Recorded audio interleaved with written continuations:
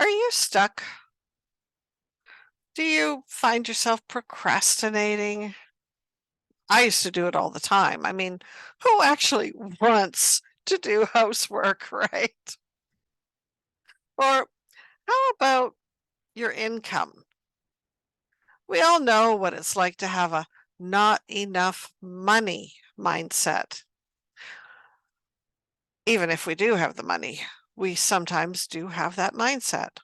Not enough to buy that article of clothing we've been drooling about, or enough to go out to dinner or to a movie or buy that steak in the grocery store.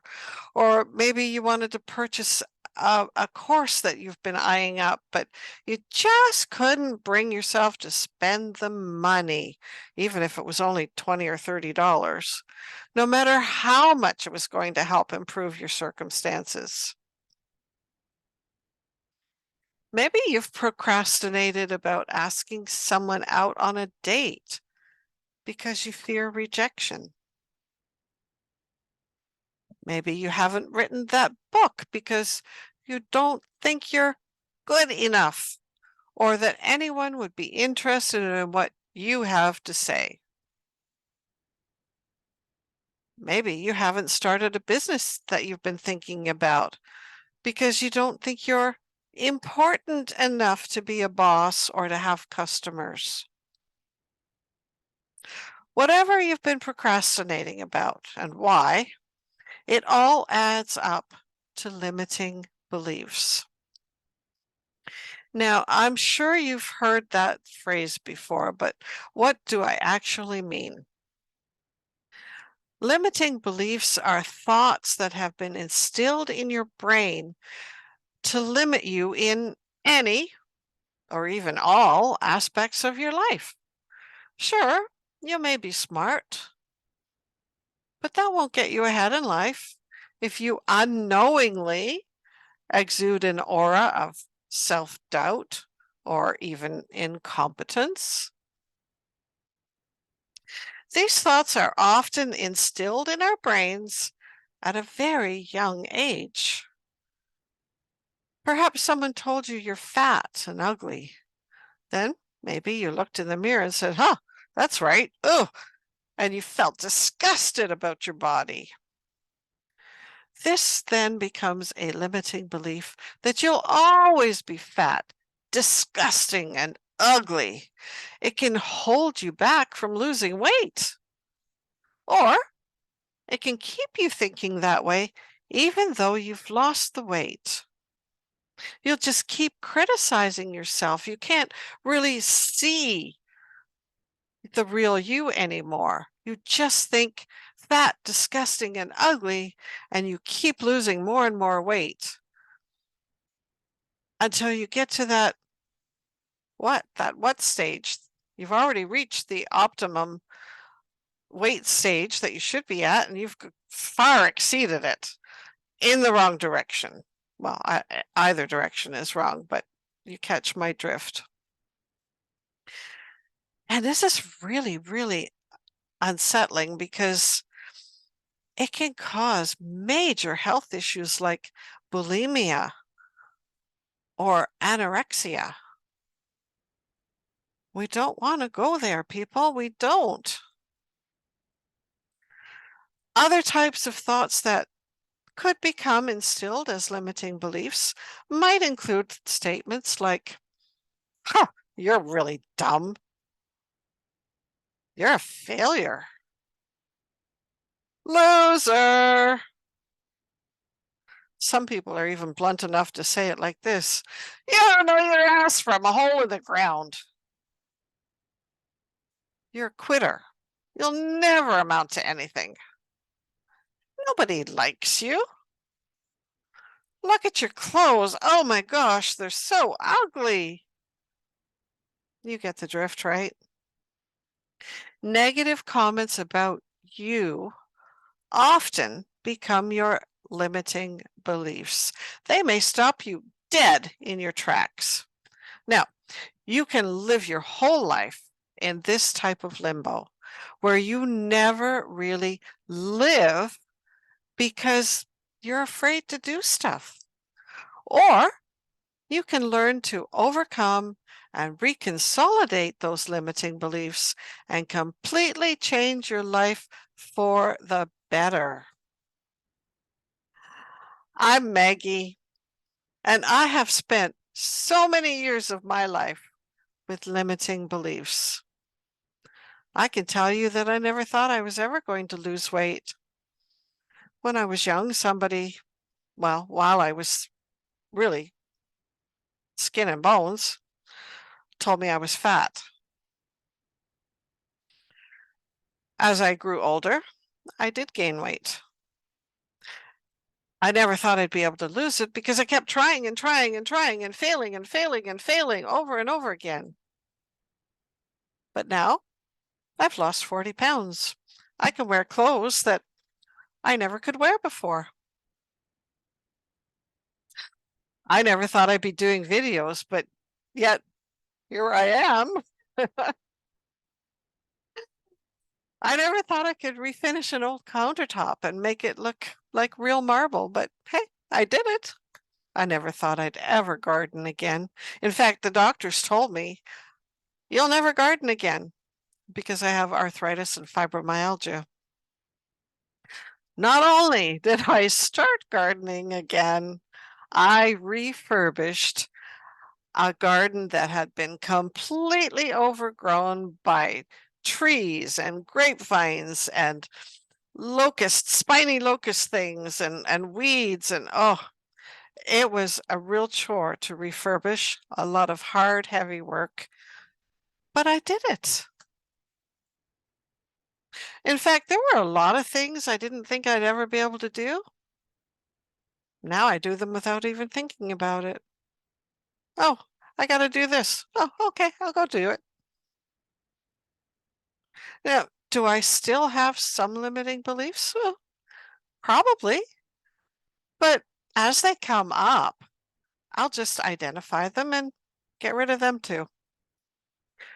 So, how can you get rid of your limiting beliefs?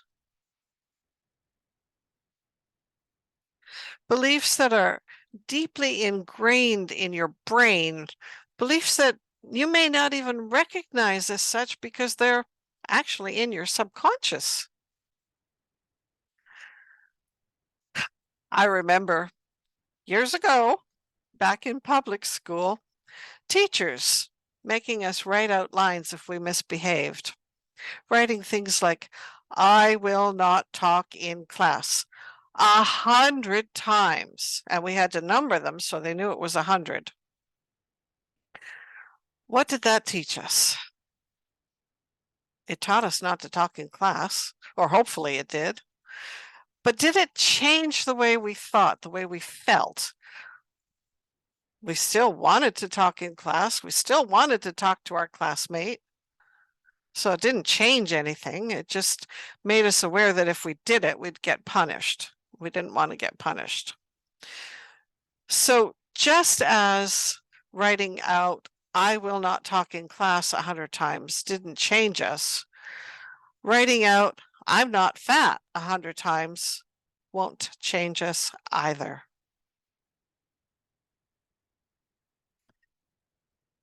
Journaling our thoughts and emotions could help somewhat. I've heard that it helps people. I tried it a little bit and I think it may help, but I'm unsure as to whether it will be a permanent fix. I think at some point, those thoughts, emotions, and limiting beliefs may rise their ugly heads again, and we'll have to deal with them all over again. The only other real option that I see that won't take years of your time and cost an arm and a leg is AFT, short for Aroma Freedom Technique. Now, don't get all defensive. Listen up just for a moment. If you don't like the idea, fine, go away. But what I really want to do is explain what it is that works about this and how you can even do it without using essential oils. Okay? So I know some of you are saying, oh, how can smelling something change me? Isn't that just a ploy to buy essential oils? I got you. I hear you. I originally thought the same thing. But just bear with me one more moment, and you'll see why inhaling a scent can have an effect on your emotions. And it doesn't even have to be an essential oil. Oops, there go my sales. Yeah, that ploy about buying essential oils, it's gone. Take a moment to think about your favorite scent. Pretend you're breathing it in. What does it smell like? What does it remind you of? How does it make you feel? Does it bring forth feelings of being loved, safe, happy, sad, angry, calm? How do you feel?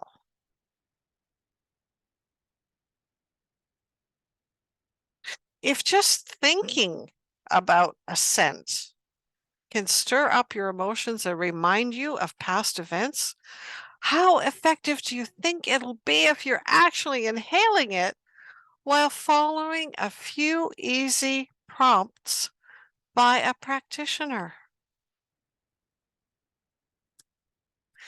Scent is used in churches to instill a feeling of calmness and to quiet the mind in order to fully concentrate and appreciate the sermon. A lot of them burn incense. That is a scent. Scent is used in model homes in the hopes of enticing you to buy. Scent is used in stores and even in new cars with the hopes of enticing you to buy. They've done their homework, people. They know which scent evokes what emotion, evokes what action. It's all subconscious. You don't even know it's happening. We are surrounded by scent every single day. Hopefully, you're breathing in natural scent, not ones that have been compromised with unhealthy chemicals. Picking a rose and smelling it is a natural scent, while smelling a room deodorizer, even one that says it contains essential oils, is not. There are other unhealthy chemicals involved here. Those essential oils that they're talking about may only be a drop in a vat of other chemicals. Don't get me started on chemicals. So, in order to prove to you that scent can make a difference, I want you to go grab a piece of fruit. An orange or a lemon, even a lime, will work well for this. Make sure that it's either organic or has been scrubbed free of pesticides and herbicides. If you need to go to the store to buy something, then please stop this video, save it, come back to it later when you have your fruit. If you need to go to the refrigerator, please pause this video until you're ready for the next step.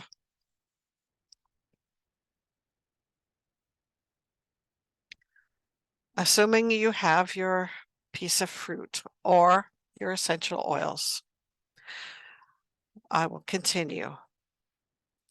The aroma reset is a brief introduction to the series of aroma freedom techniques. It only takes a couple of minutes, while other techniques typically take anywhere from 30 to 60, maybe 90 minutes or so, depending on the circumstances. Aroma reset is used to quickly reset your mood and emotions, giving you clarity, calm, and focus. It's particularly good for situations that feel overwhelming, confusing, or threatening, preventing us from thinking clearly or making good decisions. It's a simple process that allows us to quickly reduce or release negative thoughts and feelings we may have about a particular situation. It's for something in the present, which allows you to experience feelings of peace and wholeness, and then allows you to become clear on what your next step or steps may be. Again, this is for a current situation, not something that happened long ago or may happen in the future. It's current. It could be something as simple, should I do this or that today? So let's begin. Step 1. Identify the situation. Think of a current situation that feels overwhelming, frustrating, or confusing. If you need some time, please pause the video until you clearly picture it. Then proceed to the next step.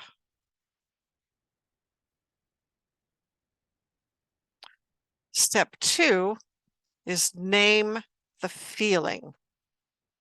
In one word, describe how you feel when you picture that situation. Some possible examples are sad, hopeless, lonely, fearful. It's not a definitive list. It could be other emotions as well. But remember, we're looking for one word only. Don't get several feelings mixed up here. Choose the one that stands out the most. Pause the video if you need more time. And when you have that feeling, that one word feeling, go on to the next step. Step 3, locate the feeling in your body. You're going to feel some reaction somewhere in your body, whether it's your head, your heart, your belly, or elsewhere. It could even be a posture such as feeling slumped, having the weight on your shoulders, or clenching your teeth. You might experience a tightening in your throat or your eyes tearing up. Just note where you are experiencing that feeling. Pause the video again if you need more time. And when you have that feeling in your body, go on to the next step.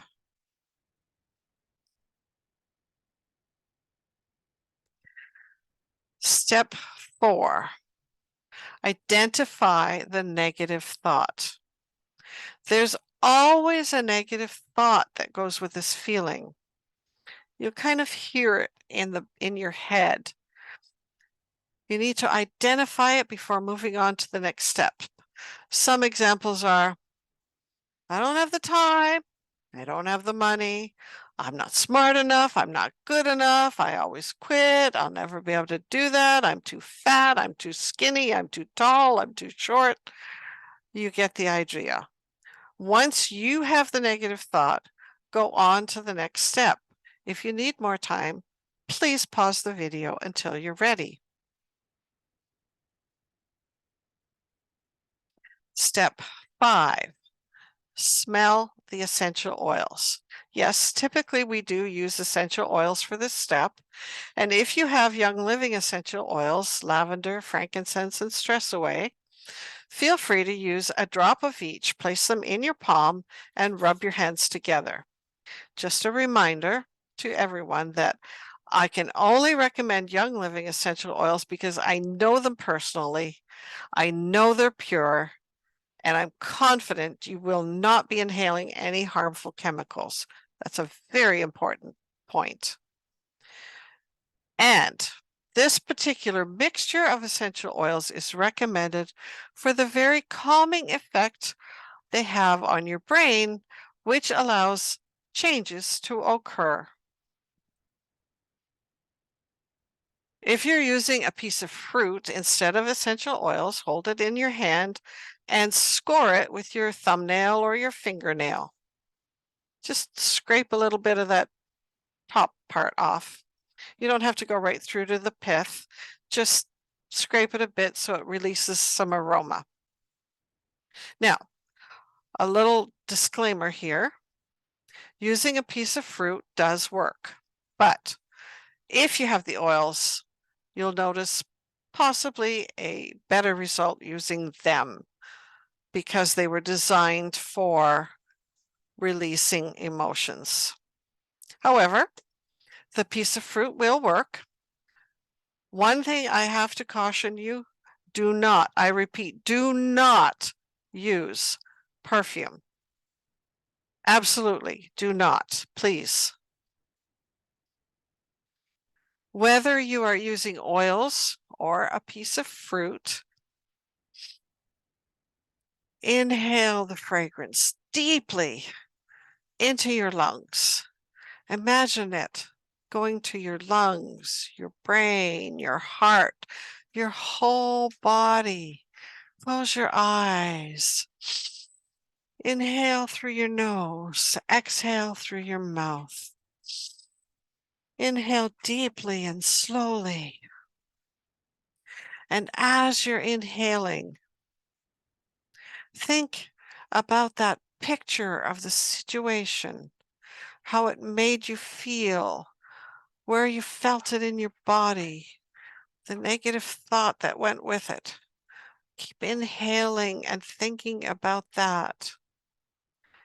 Slowly inhale through the nose, out through the mouth. Concentrate. Notice what's happening as you continue to inhale while concentrating on that situation. If nothing's happening yet, just continue inhaling. You may want to pause the video until you notice something. Come back if you have noticed something happening. So, assuming you've all noticed something by now, has something shifted? Perhaps the situation became blurry, or you just felt differently about it. If it hasn't quite shifted as far as you think it will, just continue inhaling for another minute or so. And when it has shifted as far as you think it will go, you can lower your hands and get on with your day in a more relaxed, calm, and clear mood. Or you could use one of the other aroma freedom techniques, and that will help you clear out anything that may have become apparent during this process. So, how do you feel now? Are you ready to start your day? If you do feel you need something else to finally get rid of whatever is bothering you there, let me know. We have several techniques in the family of aroma freedom. I'll just briefly go over them. We have TMRT, or the memory resolution technique, which deals with memories that haunt you and bring up unpleasant feelings. Aroma clear causes us to Aroma clear deals with being overreactive to a situation which is triggered by something from the past. Aroma reset, we just did, and it deals with overwhelm in a present situation. Aroma boost, which releases us from procrastination. I want to do it, but I just can't get myself to actually start or to finish. Aroma freedom, where we feel stuck or frustrated over something that also kind of goes into an uncertain future. It's often used for something we're doing now, but won't be completed for a while, such as writing a book, taking a course, losing a large amount of weight. We may be able to get started okay, but we may be stuck or frustrated because we're not sure we can stick with it until the end. And finally, we have aroma wisdom, which deals with worry or dread about something that may happen in the future. So if you're in need of any of those, you're free to contact me at hello, that's HELLO, at the little @ sign, with Marg, WITHMARG, all lowercase, .com. Please put AFT in the subject line, as I get hundreds of emails every day, and I don't want to delete yours just because I don't know who you are yet. If you enjoyed this video, if you got some benefit from it, if you learned something from it, please subscribe to my channel and then hit the little bell icon so you get notified when new videos are available. That's it for today. I look forward to seeing you on another video.